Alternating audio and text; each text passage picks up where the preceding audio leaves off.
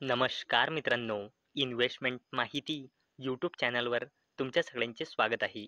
तर मित्रांनो, आजच्या व्हिडिओमध्ये आपण फ्युचर ओरिएंटेड बिझनेस म्हणजे रिन्युएबल एनर्जी बिझनेसवर एक जबरदस्त अपडेट आला आहे आणि आजच्या व्हिडिओमध्ये आपण त्याच अपडेटबद्दल बोलणार आहोत. आणि मित्रांनो, या अपडेटमुळे आपण कोणकोणत्या कंपन्यांना स्टडी करू शकतो ते पण आपण आजच्या व्हिडिओमध्ये बघणार आहोत. तर चला व्हिडिओ स्टार्ट करूया. तर मित्रांनो, इथे हेडिंग तुम्ही वाचू शकता. India's total renewable energy capacity grows 17% to 227 gigawatt in May. Pralhad Joshi. तर चला या अपडेटला डिटेलमध्ये समजून घेऊया. तर मित्रांनो, युनियन मिनिस्टर प्रल्हाद जोशी यांनी सांगितले की इंडियाची total renewable energy capacity year on year बेसिसवर 17.13%ने इन्क्रीज होऊन मे महिन्यामध्ये म्हणजे मे 2025 झाली आहे 226.74 गिगा वॅट्स.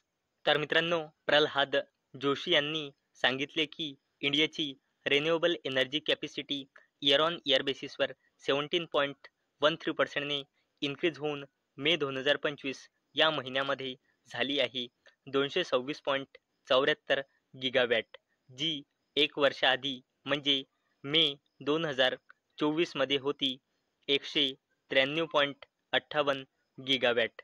आणि मित्रांनो, या 226.74 गिगावॅटच्या इंडियाच्या टोटल रिन्युएबल एनर्जी कॅपॅसिटी मधली solar power capacity year on year बेसिसवर 31.49%ने इन्क्रीज होऊन मे 2025 आली आहे 110.83 गिगावॅट, जी एका वर्षाआधी म्हणजे मे 2024 होती 84.28 गिगावॅट. आणि मित्रांनो, इंडियाची टोटल रिन्युएबल एनर्जी कॅपॅसिटी मधली wind capacity year on year बेसिसवर 10.49%ने इन्क्रीज होऊन मे 2025 आली आहे 51.29 गिगावॅट, जी एका वर्षाआधी म्हणजे मे 2024 होती 46.42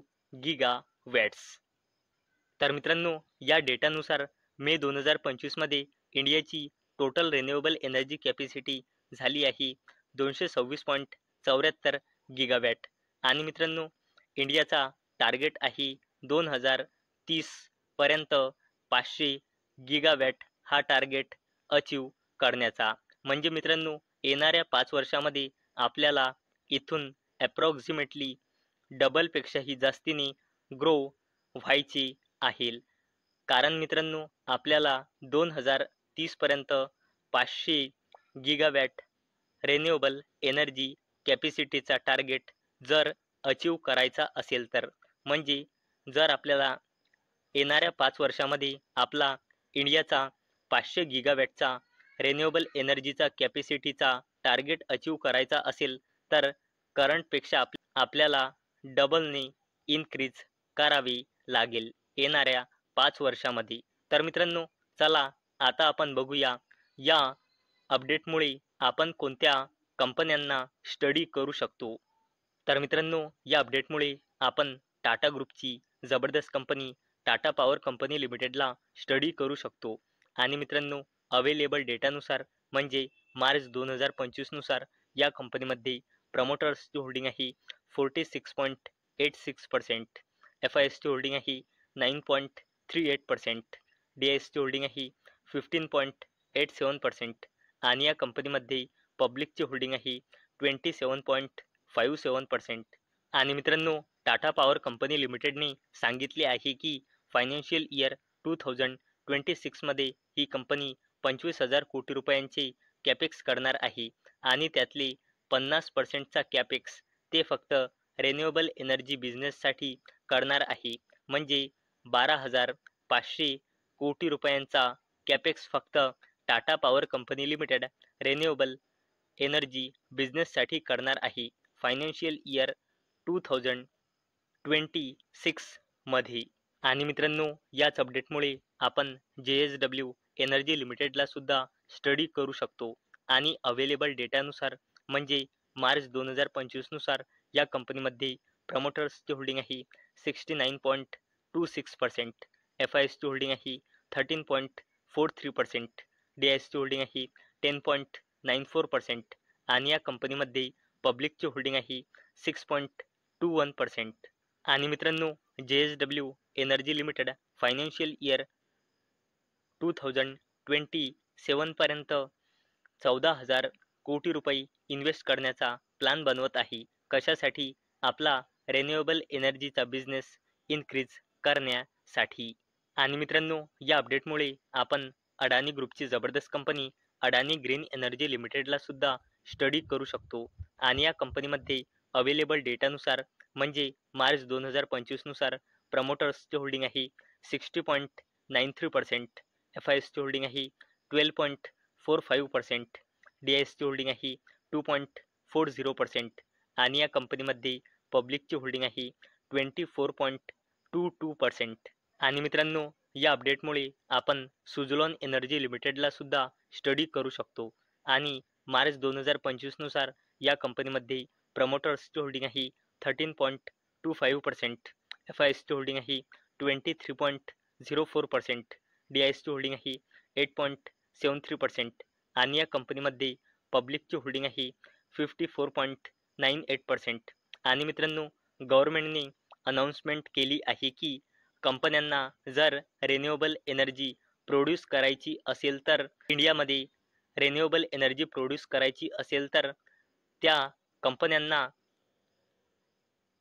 प्रोड्यूस करणारे लागणारे जे कंपोनंट असतात ते डोमेस्टिक कंपन्यांकडून परचेस करावे लागेल. आणि मित्रांनो, Suzlon energy limited wind energy produce करण्यासाठी जे कंपोनंट्स लागतात ते मॅन्युफॅक्चर करतात.